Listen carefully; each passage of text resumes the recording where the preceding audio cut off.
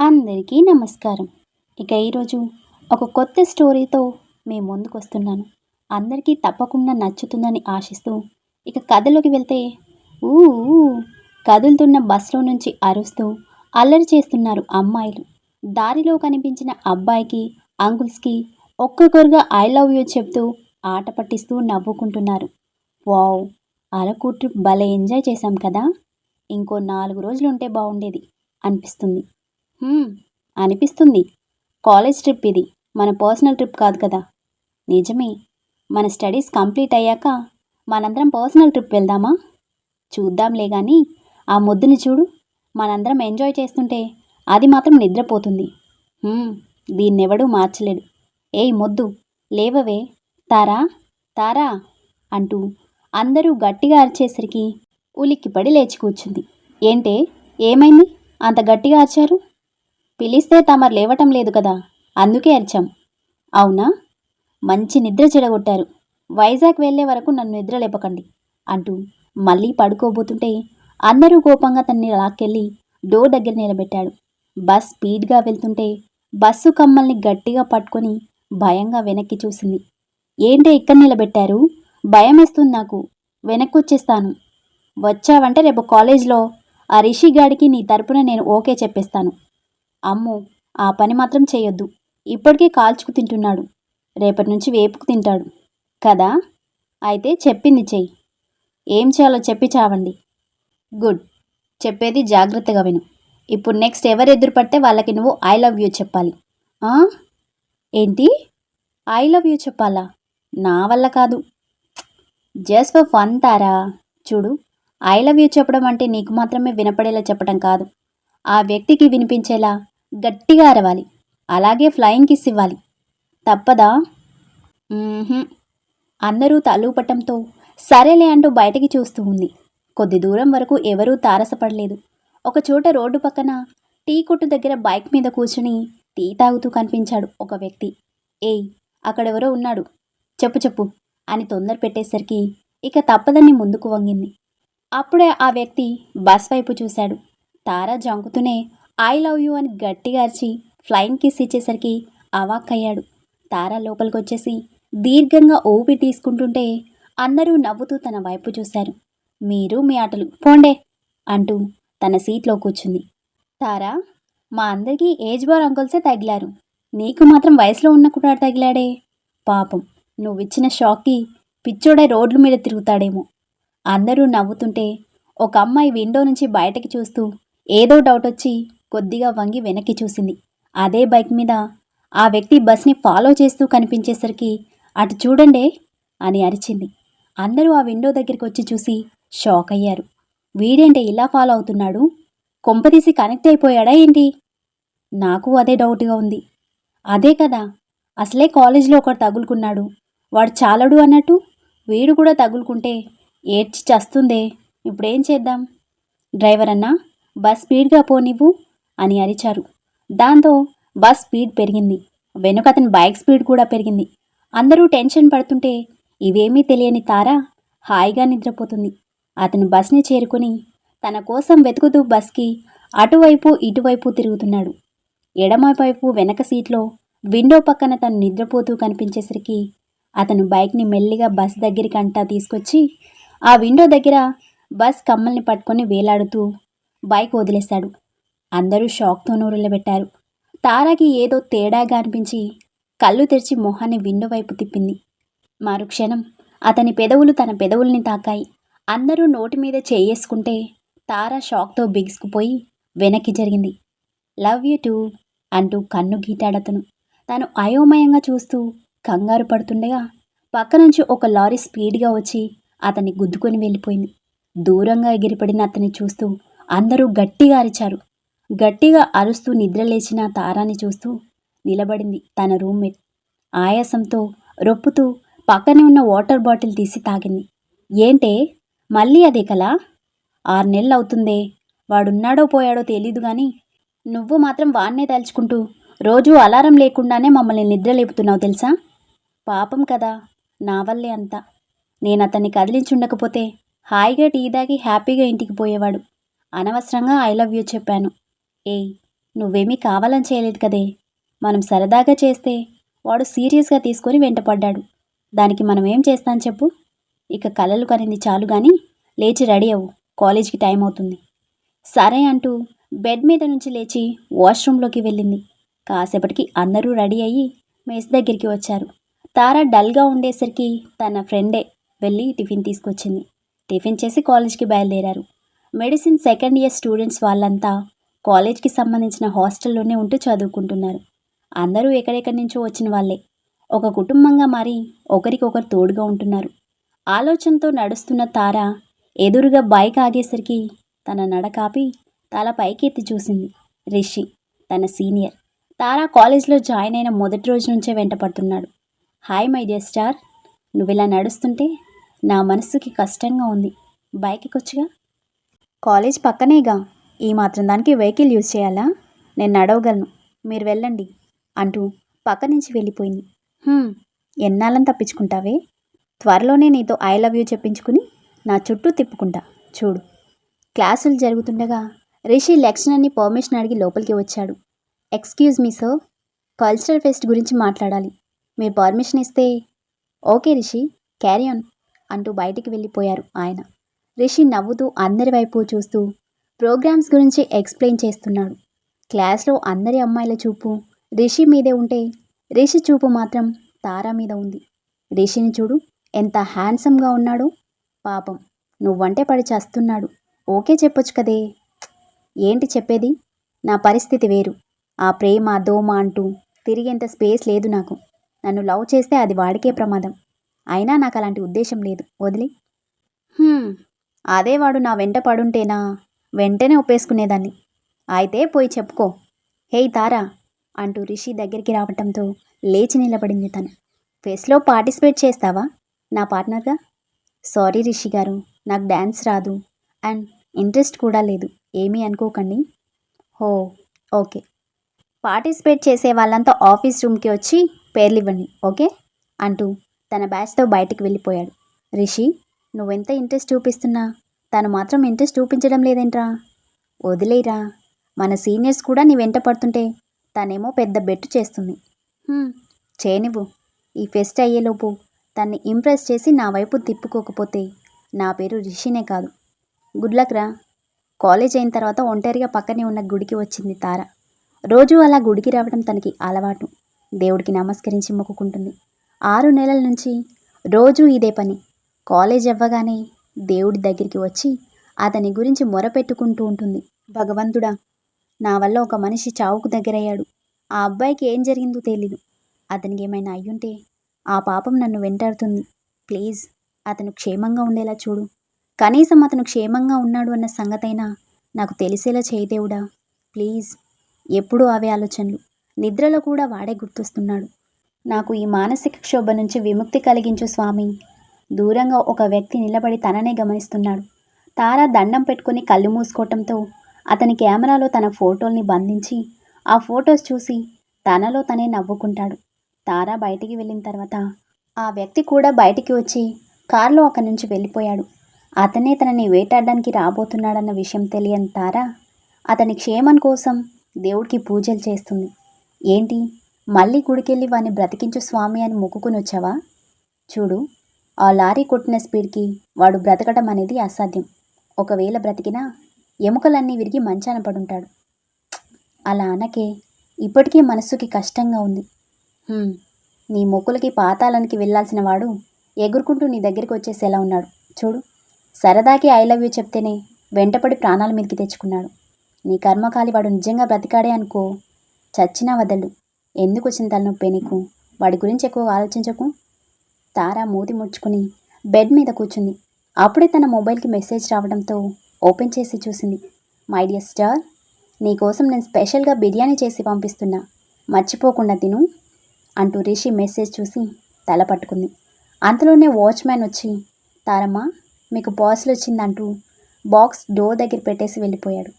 తన రూమ్మేట్స్ ఆ బాక్స్ తీసి ఓపెన్ చేసి బిర్యానీ స్మెల్ నాసికని తాకేసరికి అందరినీ పిలిచింది. ఏయ్, రిషి మళ్ళీ బిర్యానీ పంపించాడే, త్వరగా రండి అని తను పిలిచేసరికి అందరూ చుట్టుముట్టారు.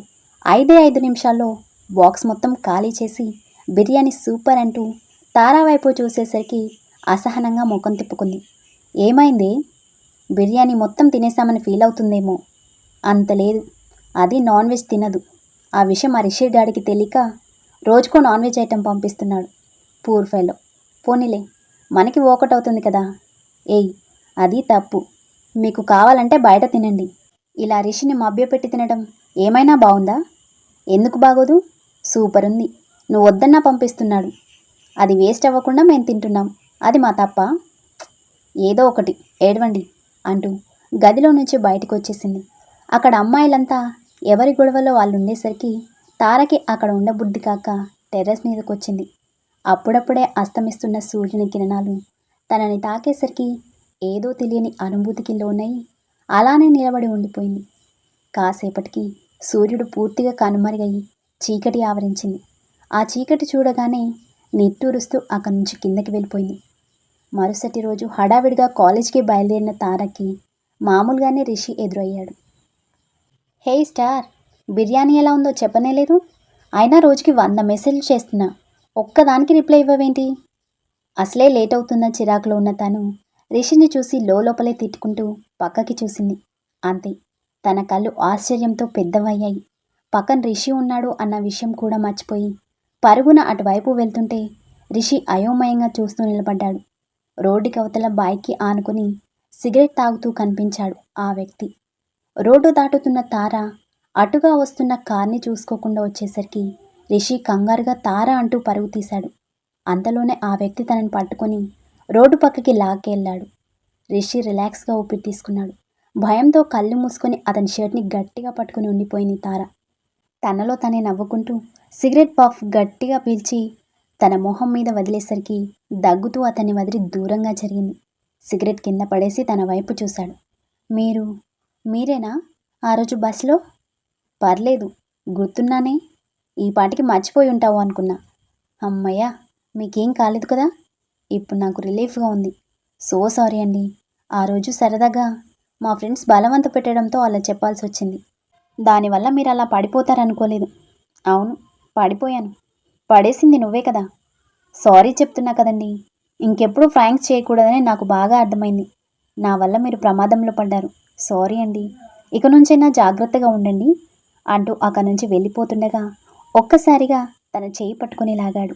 దాంతో అతని మీద పడిపోయింది. తను తేరుకునే లోపే నడుం చుట్టూ చేతిని బిగించాడు. షాక్తో బిగుసుకుపోయింది. తనేదో మాట్లాడుతుందని సైలెంట్గా చూస్తున్న రిషి అతను చేసిన పనికి కోపంతో రగిలిపోతూ అటువైపు నడిచాడు. ఏంటే, జాగ్రత్తలు చెప్పి తప్పించుకుందామనుకుంటున్నావా? వన్స్ నేను ఫిక్స్ అయ్యాక నువ్వు సరదాకి చేసినా వెటకారానికి చేసినా నేను మాత్రం సీరియస్గానే తీసుకుంటాను. ఏమంటున్నారండి అని తారా కంగారుగా అడుగుతుంది. అప్పుడే అక్కడికి వచ్చిన రిషి తారా చేయి పట్టుకొని అతని నుంచి దూరంగా లాగడానికి ప్రయత్నిస్తుంటే ఒక చేత్తో కౌగిలి గట్టిగా బిగించి మరో చేత్తో తన చేతిని పట్టుకున్న రిషి చేతిని విడిపించి విసిరి కొట్టాడు. వీడెవడు? పానకంలో పుడకలా? రేయ్, నువ్వెవర్రా? ముందు తనని వదులు. అది చెప్పడానికి నువ్వెవడు బే? ఇది నా ఫిగర్. దీన్ని ముట్టుకున్నా పట్టుకున్నా నేనే పట్టుకోవాలి. ఇంకోసారి నీ చేయి తనని తాకిందో నరికేస్తాను. అతని గొంతులో బేస్కి తారా గొంతులో తడారిపోయింది. భయంతో అతన్ని విడిపించుకోవాలి అన్న ఆలోచనే మర్చిపోయి అతన్నే చూస్తూ ఉండిపోయింది. చూడు బేబీ, ఇక నుంచి నీ ఫుల్ ఫోకస్ నా మీదే ఉండాలి. ఐ లవ్ యూ చెప్పావు కదా, దానికి నేను రిప్లై కూడా ఇచ్చాను. ఆ 3 ముక్కలు నేను వేసిన 3 ముళ్ళతో సమానం. గాట్ ఇట్ అంటూ ముందుకు వంగి తన చెంప మీద కిస్ చేశాడు. తారా గుండె వేగం పెరిగింది. తన శరీరం షేక్ అవుతుంటే నవ్వుతూ తనని వదిలేశాడు. మరుక్షణం కాళ్ళకి పని చెప్పింది. రోడ్డు మీద వస్తున్న వెహికల్స్ని కూడా పట్టించుకోకుండా పరిగెడుతూ వెళ్తుంటే తన వరకు వచ్చిన 2 వెహికల్స్ సడన్ బ్రేక్స్ వేస్తూ తనని తిట్టుకున్నారు. రిషి కోపంగా అతని వైపు చూస్తూ తన వెనుకే వెళ్ళాడు. అతను మాత్రం అదేమీ పట్టించుకోకుండా బైక్ తీసుకొని వెళ్ళిపోయాడు. ఆ పరిగెత్తడం క్లాస్కి వెళ్ళాలి అన్న విషయం కూడా మర్చిపోయి హాస్టల్కి వచ్చేసి బెడ్ మీద పడిపోయింది. దుప్పటి ముసుగేసుకొని అదురుతున్న తన గుండె సడిని అదుపు చేసుకునే ప్రయత్నం చేస్తుందే గాని ఎంత ప్రయత్నించినా తగ్గటం లేదు. వామ్మో, వీడేంటి ఇలా తగులుకున్నాడు? రమ్య చెప్తూనే ఉంది, వాడు గనక వస్తే నిన్ను వదలడు అని. ఇప్పుడు నేనేం చేయాలి? తను కంగారు పడుతూ ఉండగానే ఫోన్కి మెసేజ్ వచ్చింది. ఈ రిషిగాడొకడు అని తిట్టుకుంటూ మెసేజ్ ఓపెన్ చేసిన తనకి మరోసారి షాక్ తగిలింది. అది రిషి చేసిన మెసేజ్ కాదు, అతను చేసిన మెసేజ్. కూల్ బేబీ, కంగారు పడకు. నిన్ను మన ప్రేమ సాగరంలో ముంచి తేల్చే బాధ్యత నాది. ఇక నుంచి నా ప్రేమని ఆస్వాదించడానికి సిద్ధంగా ఉండు. లవ్ యూ బేబీ అంటూ ఇమేజెస్ పెట్టాడు. అప్పటి వరకు మిగిలిన ఆ కాస్త ధైర్యం కూడా పోయింది. ఒక్కసారిగా తల తిరిగినట్టు అవ్వటంతో అలానే బెడ్ మీద పడిపోయింది. మధ్యాహ్నం లంచ్కి వచ్చిన తన రూమ్మేట్స్ బెడ్ మీద నోరు తెచ్చి నిద్రపోతున్న తారని చూసి అయోమయంగా దగ్గరికి వచ్చి తను నిద్రలేపారు. ఉలిక్కిపడి లేచి కూర్చుని దుప్పటి చుట్టూ బిగించుకుంది తను. ఏంటే, కాలేజ్కి కూడా రాకుండా అలా ముద్దులా నిద్రపోతున్నావు? ఏమైంది? ఒంట్లో బాలేదా? అంటూ తన నుదిటి మీద చేయి పెట్టి చూశారు. ఒళ్ళంతా వేడిగా కాలిపోతుంటే కంగారుగా డెస్క్లో ట్యాబ్లెట్స్ తీసి వేశారు. కాసేపటికి తను స్థిమితపడింది. ఏంటి సడన్గా ఇంత జ్వరం వచ్చింది? ఇది మామూలుగా వచ్చిన జ్వరం కాదు. దేన్నో చూసి భయపడినట్టున్నావు. ఏం జరిగింది? వాడొచ్చాడే. ఎవడు? ఆ రిషిగాడా? అరకులో తగులుకున్నాడు కదా వాడు. ఏంటి, నిద్రలో కలగన్నావా? లేదు, నిజంగా చెప్తున్నా. వాడు నిజంగానే వచ్చాడు. ఆహా, వచ్చి ఏం చేశాడేంటి? నన్ను పట్టుకున్నాడు, ఏదేదో మాట్లాడాడు, ముద్దు కూడా పెట్టాడు. అది సంగతి. ఇది 24 గంటలు వాడి గురించి ఆలోచిస్తూ వాడి ప్రేమలో పడిపోయినట్టుంది. అందుకే ఇలాంటి నాటీ డ్రీమ్స్ వస్తున్నాయి. చెప్తే నమ్మరేంటి? వాడు నిజంగానే వచ్చాడు. కావాలంటే రిషిని అడగండి, వాడు కూడా చూశాడు. రిషి చూశాడా? ఏమంటున్నావే? అంటే నిజంగా వాడు వచ్చాడా? ఛాన్సే లేదు. అంత పెద్ద యాక్సిడెంట్ జరిగింది. వాడు బ్రతికే అవకాశమే లేదు. అయ్యో, చెప్పేది నమ్మరేంటి అని తల పట్టుకుంది తార. అంతలోనే అతను పెట్టిన మెసేజ్ గుర్తొచ్చి ఫోన్లో మెసేజ్ ఓపెన్ చేసి వాళ్ళకి చూపించింది. చూడండి, ఈ మెసేజ్ వాడు పెట్టిందే. ఇప్పుడైనా నమ్ముతారా? మై గాడ్, అంటే వాడు నేను వెతుక్కుంటూ ఇంత దూరం వచ్చేసాడా? ఏమన్నాడు? చాలా అన్నాడు. కాకపోతే ఆ భయంలో నాకేం గుర్తులేదు. ఒక్కటి మాత్రం గుర్తుంది, నన్ను వదలను అని చెప్పాడు. ఓ మై గాడో, చచ్చింది మనం కాదు, ఇది అడ్డంగా ఇరుక్కుపోయింది.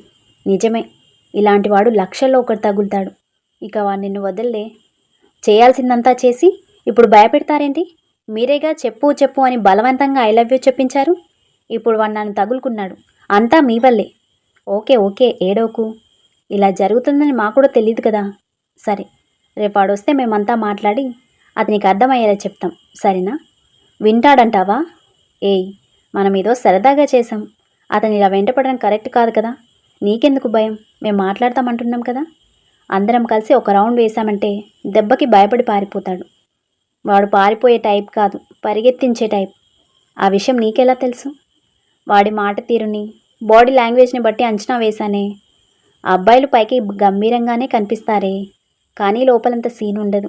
రేపు మనందరం కలిసి అటాక్ చేశామంటే దెబ్బకి పారిపోతాడు. మేము చూసుకుంటాం కదా, నువ్వు రిలాక్స్ అవ్వు. అవునే, రెస్ట్ తీసుకో. క్లాస్ టైం అవుతుంది, మేము వెళ్తాం. సరే. ఏంటే ఇంకా అలానే ఉన్నావు? ఇవాళ కూడా కాలేజ్కి రావా? వాడు ఖచ్చితంగా మళ్ళీ వస్తాడు. నేను రాను బాబు.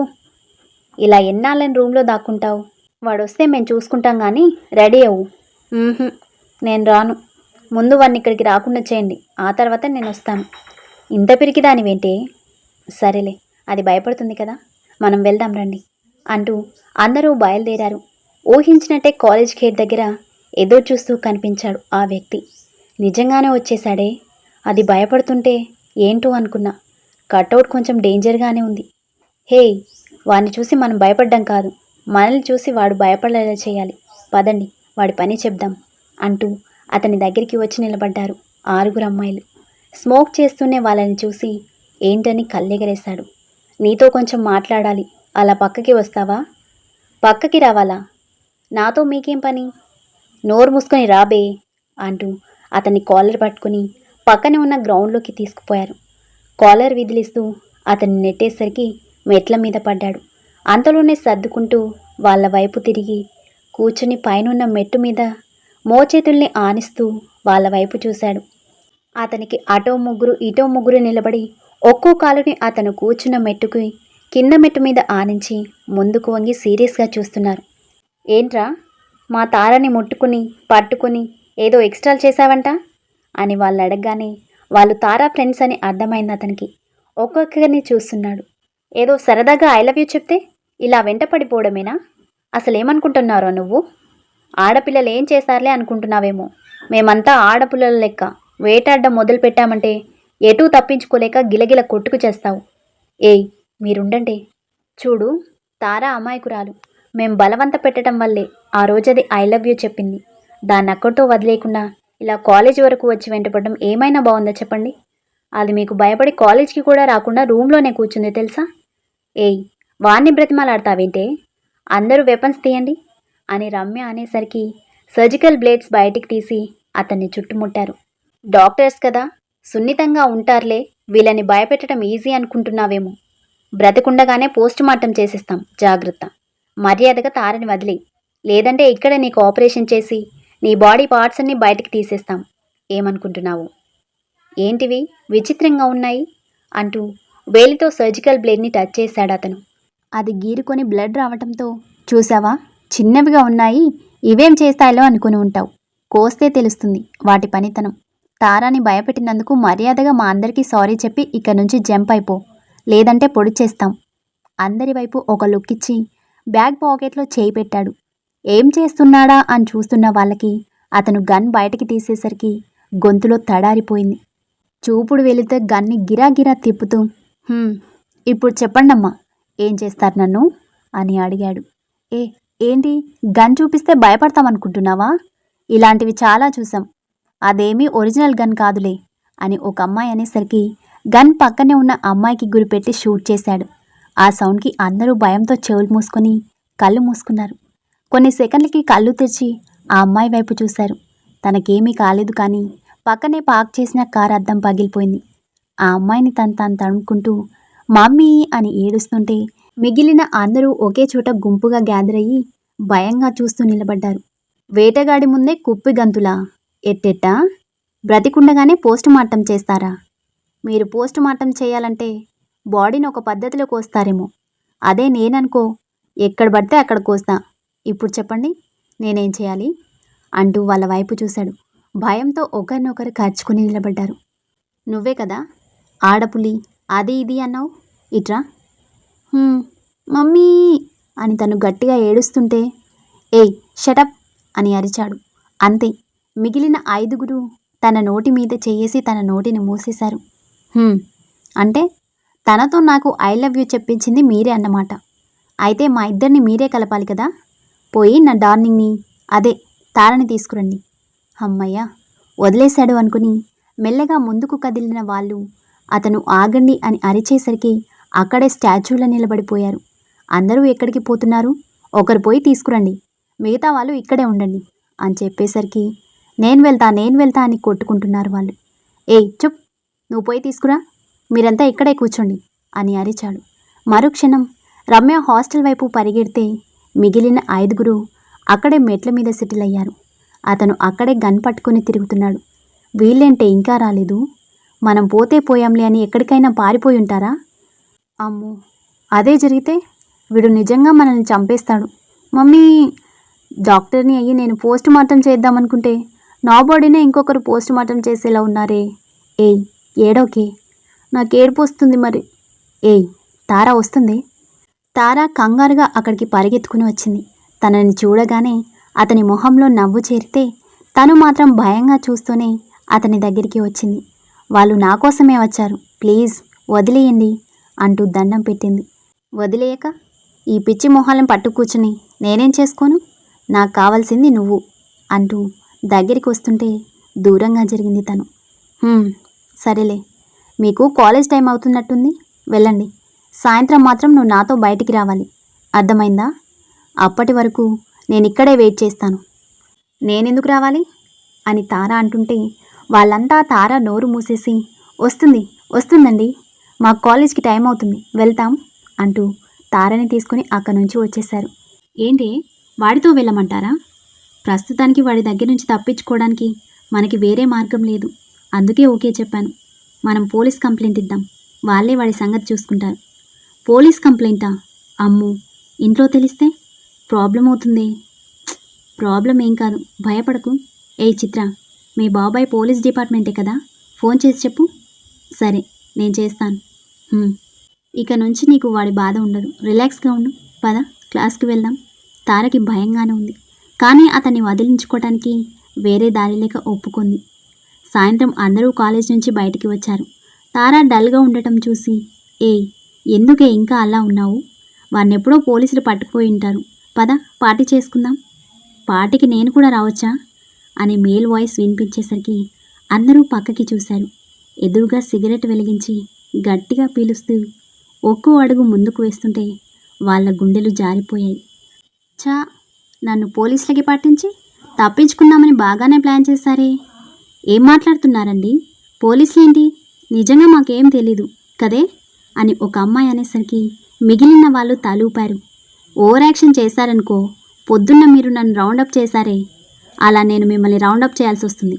నిజం చెప్పండి, ఎవరు కంప్లైంట్ చేసింది? ఇది అని అందరూ చిత్ర వైపు చూపించేసరికి తారా తల కొట్టుకుంది. చేసింది నేనే, కానీ చేయమని చెప్పింది మాత్రం రమ్య అని తను భయపడుతూ చెప్పేసరికి రమ్య అక్కడి నుంచి మాయమైపోతే తన వెనుకే జంప్ అయిపోయారు. తారా కంగారుగా చుట్టూ చూసింది. ఎవరూ లేకపోవటంతో, దుర్మార్గుల్లారా, నన్ను వీడి దగ్గర ఒంటరిగా వదిలేసి పారిపోతారా అని తిట్టుకుంటూ బిగ్గమొహం వేసుకుని అతని వైపు చూసింది. వెళ్దామా? ఎక్కడికి? సరదాగా అలా బయటికి వెళ్ళొద్దాం. నేను రాను. ఎందుకు రావు? ఎందుకు రావాలి? మీ పేరు తెలీదు, ఊరు తెలీదు, అసలు మీరెవరో కూడా తెలీదు. అలా ఎలా వచ్చేస్తాను? ఆడపిల్లలమండి, మాకు కొన్ని భయాలుంటాయి. హో, అదా నీ ప్రాబ్లం. ఇప్పుడు నాతో వస్తే నీ ప్రశ్నలన్నింటికీ సమాధానం దొరుకుతుంది కదా. అయినా సరే, నేను రాను. నాకు మీ మీద నమ్మకం కుదరాలి. ఆ తర్వాత ఎక్కడికైనా వచ్చేది. ఏంటి బ్రతిమాలుతుంటే ఎక్కువ చేస్తున్నావు? అసలు ఇది నా క్యారెక్టరే కాదు. పోనీలే పాపం, భయపడుతున్నావని తగ్గి మాట్లాడుతుంటే బెట్టు చేస్తున్నావు.